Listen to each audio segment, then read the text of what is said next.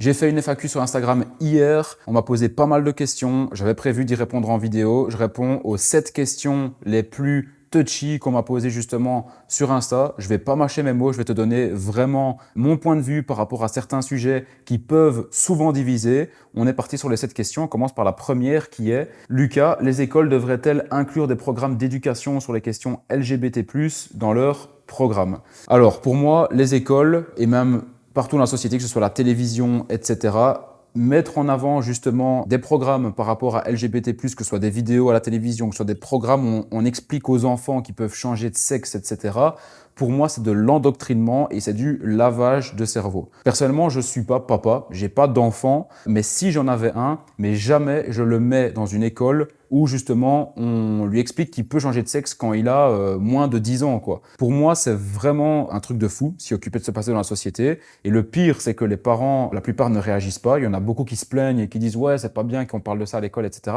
Mais il y a personne qui réagit, genre comme des oufs. Moi, je vois ça, on explique ça genre à mon enfant, alors que je suis pas papa, mais même déjà là, j'ai la haine en fait de genre de me dire que c'est possible qu'on enseigne ça aux enfants, quoi. Moi je me dis qu'à partir du moment où tu veux changer d'identité, tu veux changer de sexe, etc., libre à toi, et j'ai absolument rien contre les personnes qui le font, mais venir commencer à faire du lavage de cerveau et endoctriner les autres, pour moi, c'est du pur bullshit et c'est parce que justement, il y a des intérêts derrière tout ça. D'ailleurs, n'hésite pas à me dire toi en commentaire qu'est-ce que tu en penses de cette question-là et selon toi, est-ce qu'il faut expliquer ça aux enfants ou pas? Ça m'intéresse d'avoir ton avis, comme ça on peut débattre en commentaire. Ensuite, question 2, on change totalement d'axe, on part sur l'e-commerce. Que dirais-tu à quelqu'un qui pense que l'e-commerce est une arnaque? Alors, je vais te donner un exemple très simple. Moi, j'avais une prof à mon école, à la haute école, et d'ailleurs qu'il le pense toujours, je pense. D'ailleurs, petit big up à elle si jamais elle regarde cette vidéo. Elle pense en fait que le dropshipping est une arnaque parce que bon, on ne va viser que le profit, que la rentabilité, etc. Alors, je suis pas du tout là pour critiquer quelqu'un ou pour casser du sucre sur quelqu'un, mais ce que je veux dire, c'est que le e-commerce, ce n'est pas de l'arnaque. Le dropshipping n'est pas une arnaque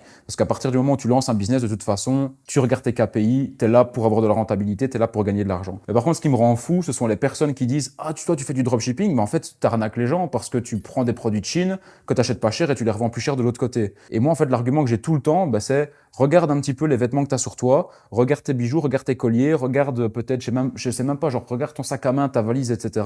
90% de tous tes produits, ils viennent tous de Chine, en fait. Donc arrête de critiquer les dropshippers qui prennent des produits de Chine, si c'est ça ton argument. Toi, tous les produits que tu as, ils viennent de Chine, sauf que tu les as achetés 5 fois plus cher dans une marque ici en Europe parce que tu les as trouvés beaux en fait. Et pour toutes les personnes qui disent ça, bien évidemment, c'est facile de faire un raccourci rapide pour ne pas en fait se poser de questions de comment est-ce que ces jeunes-là font? Est-ce qu'il y a vraiment du travail derrière? Est-ce qu'il y a vraiment de la valeur qui est apportée derrière? Non, on ne se pose pas toutes ces questions-là. Les gens, qu'est-ce qu'ils font? C'est raccourci rapide, arnaque, et comme ça, on reste dans sa zone de confort. On n'essaye pas d'aller chercher plus loin. C'est toujours plus facile en fait, dès qu'il se passe des choses dans le monde, de faire des raccourcis rapides pour ne pas essayer de se torturer l'esprit et de rentrer justement dans des explications parfois un peu plus complexes qui en fait viendraient installer une vérité qui blesse en face de ces personnes-là. La troisième question qu'on m'a posée, que j'ai récupérée, c'est: Lucas, as-tu déjà pensé à abandonner ton entreprise et tes business à cause de la pression ou du stress? Alors très rapidement, non, j'ai jamais pensé abandonner mes business ou quoi à cause du stress ou de la pression parce que justement, je me rends compte que la pression, en fait, j'ai besoin d'en avoir dans ma vie. Je kiffe en fait avoir de l'adrénaline. Je sens, c'est pas ça qui me fait avancer, mais c'est un des facteurs et des moteurs qui me permet de sortir de ma zone de confort et de m'améliorer. À chaque fois que j'ai des grosses périodes, par exemple avec de la pression, de l'adrénaline dans certains projets, etc. Certes, sur le moment, genre t'es tendu, t'as besoin de tout gérer en même temps, etc. Mais quand t'as fini, à chaque fois, t'as appris des nouvelles choses, t'es sorti de ta zone de confort et ça fait du bien de passer par des phases comme ça pour ne pas en fait avoir une vie qui est linéaire. Moi, j'ai besoin d'avoir une vie avec des montagnes russes, donc c'est-à-dire où tu as des gros moments de pression, où tu as des moments beaucoup plus calmes. Et c'est comme ça justement pour moi qu'une vie mérite d'être vécue pendant tout le process, quoi. Par contre, j'ai déjà pensé plus d'une fois, ça m'est passé par la tête, de absolument tout arrêter pour en fait recommencer quelque chose de totalement différent. Et quand je dis recommencer quelque chose de totalement différent, c'est pas spécialement recommencer un business totalement différent. C'est parfois partir dans un délire qui n'a rien à voir avec le business en ligne et faire en fait vraiment quelque chose qui est à l'opposé de justement ce que je montre sur Internet. Peut-être qu'un jour ça arrivera peut-être pas ici maintenant dans 2 semaines ni dans 6 mois, mais peut-être qu'un jour je le ferai parce qu'encore une fois, pour moi, la vie, c'est pas un chemin linéaire non plus dans l'entrepreneuriat où tu vas monter des business toute ta vie parce qu'une fois que tu en as créé quelques-uns, voilà, c'est cool, tu rencontres des personnes, etc. Mais tu restes toujours dans le même secteur plus ou moins. Et moi, j'ai besoin d'avoir du changement et donc c'est pas impossible qu'à un moment, je sorte totalement de ce secteur-là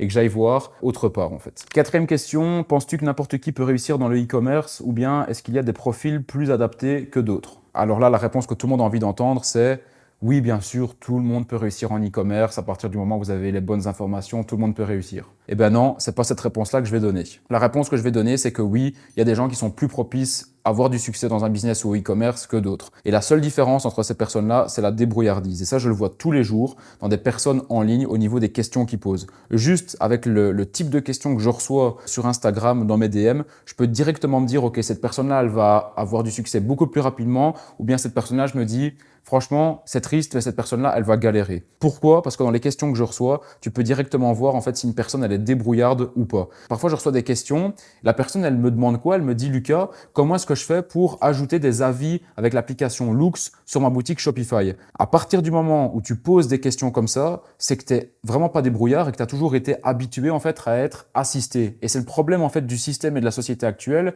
c'est qu'en fait on est tous dans la société et on est assisté en fait du début de notre vie à la fin de notre vie. On doit rien faire en fait. On suit un chemin qui nous est tout tracé. On ne doit pas commencer à sortir de notre zone de confort. Et donc du coup, dès qu'on nous demande de sortir de notre zone de confort, par exemple pour créer un site e-commerce, en fait, il y a des gens qui sont perdus. Il faut vraiment changer son mindset et se dire, OK, si je veux avoir des résultats qui sont différents que la majorité des gens dans cette société-ci, je vais devoir faire en fait des actions qui sont différentes et aussi penser différemment. Il faut savoir que quand on crée un business, vous n'allez pas avoir un professeur ou un patron qui va être à côté de vous et qui va vous dire attention, ça c'est pas bien, attention, ça c'est bien, faut que tu ailles dans cette direction-là ou bien faut que tu ailles dans cette direction-là. Il va falloir vraiment que tu puisses prendre du recul sur toi et savoir quoi faire. Donc pour les personnes qui posent des questions, comment installer telle application, etc., tu as Google, tu as les supports des applications que tu peux contacter et il faut vraiment avoir ces réflexes-là en fait. Si de base tu n'as pas ces réflexes-là, et je critique pas parce qu'il y a beaucoup de gens qui ne les ont pas, il faut apprendre à les avoir en fait. Par contre, si dès le début, tu as toujours été débrouillard et tu sais comment faire pour justement surmonter des difficultés sans aller demander de l'aide à quelqu'un, parce que si tu comptes sur les autres pendant toute ta vie, tu n'arriveras à rien. Il faut compter que sur soi-même pour avoir des résultats. À partir du moment où tu sais que tu dois compter sur toi quand tu fais face à une difficulté, tu trouveras toujours un moyen de la contourner ou bien de la solutionner en allant trouver les réponses par toi-même. Donc non,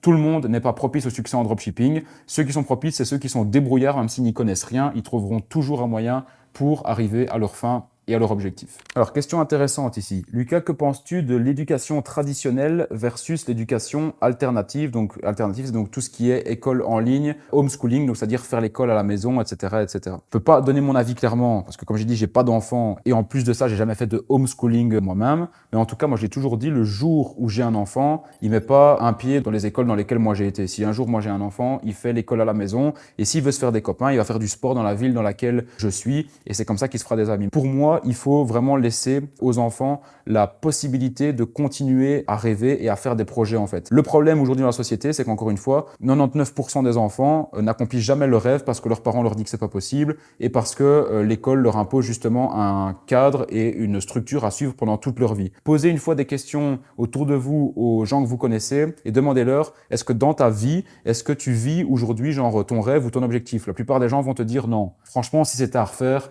je ferais ça comme étude. Si c'était à refaire, franchement, j'aurais fait ça. Non, franchement, moi, mon rêve, ça a toujours été de créer, je sais pas moi, un club de sport et vraiment de vivre à fond là-dedans, etc. La plupart des gens ne vivent pas la vie qu'ils ont voulu vivre parce qu'ils vivent une vie qu'on leur a imposée. Et pour moi, tout part dès l'enfance et depuis justement l'école. Et pour moi, c'est important de laisser la liberté à l'enfant et de vraiment l'encourager à faire ce qu'il veut dans la vie. Et dans la vie, c'est possible de gagner de l'argent avec n'importe quelle passion, n'importe quel talent. Donc moi, mon avis à moi, c'est que jamais je mettrai mon gosse dans une école traditionnelle parce que ça, c'est lavage de cerveau. Tu sors de là, tu as ton cerveau qui est limé. Pour moi, c'est pour ça que je laisserai vraiment mon enfant à la maison pour qu'il apprenne de lui-même. Et s'il veut se faire des copains, il va justement dans la ville dans laquelle on habite et il va dans un club de sport se faire justement ses copains. Alors, penses-tu que les réseaux sociaux ont un impact globalement positif ou négatif sur la société? Alors pour moi, ça a la double fonction encore une fois et ça dépend le type de personnes qui utilisent les réseaux sociaux. Pour moi, tu as deux types de personnes qui utilisent les réseaux sociaux. Tu as le premier type de personnes qui consomment vraiment comme un pur consommateur et qui va pas se poser de questions. C'est-à-dire que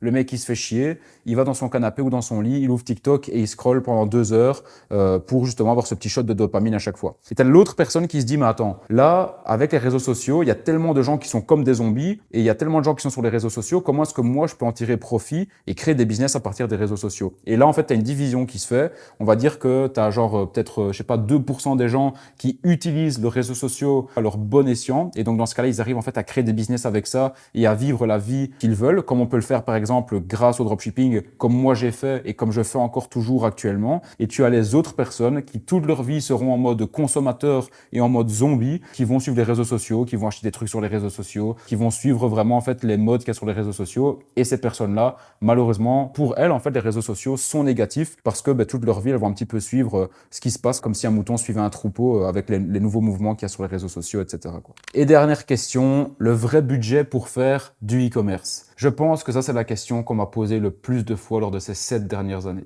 Le vrai budget pour faire du e-commerce, là, je pense que vous aimeriez tous que je vous réponde, tu peux commencer avec 200 ou 300 euros. Non, avec 200 et 300 euros, tu n'arriveras à rien en e-commerce. Il te faut minimum, grand minimum, 1000 euros pour toi te lancer en e-commerce. Si tu n'as pas 1000 euros, attends avant de te lancer. Ça ne sert à rien que tu te lances parce que si tu n'as pas 1000 euros, tu vas te lancer avec moins et tu vas être frustré parce que tu vas perdre ton argent dans des publicités. Attends au minimum, vraiment grand minimum, d'avoir 1000 euros pour avoir un minimum d'argent de côté et pouvoir tester plusieurs produits et pouvoir lancer justement tes publicités sur plusieurs produits parce que sinon, tu vas vite cramer les 200-300 balles que tu as, ça va te frustrer et après, tu vas plus jamais te lancer en drop, quoi. Donc, vaut mieux assurer son coût, avoir plus de cartouches à jouer sur différents produits que de tout cramer en une fois. Voilà, j'espère que tu as kiffé la vidéo. N'hésite pas à me laisser un pouce bleu, n'hésite pas à me dire en commentaire ce que tu en as pensé justement des différentes réponses que j'ai données aux questions. J'aimerais bien avoir ton avis aussi pour qu'on puisse débattre en commentaire. C'était Lucas, je te dis à la prochaine pour une prochaine vidéo. Ciao, ciao.